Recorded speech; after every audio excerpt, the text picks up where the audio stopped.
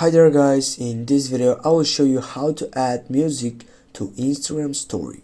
First of all, you need to go on the story side on the left upper side and then go on the camera and make a picture, for example like this one.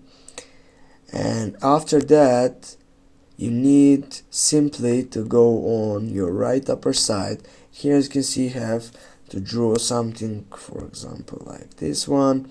Go on the thick one, and on the sticker mode you should choose the music side, and here you can select the music that you wanted, for example this one.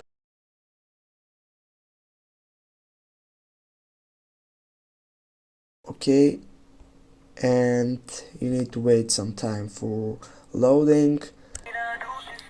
Go again here. As you can see guys, now you know how to add music to your Instagram story. Thanks guys for watching. Don't forget to hit that like and share the video. See you soon.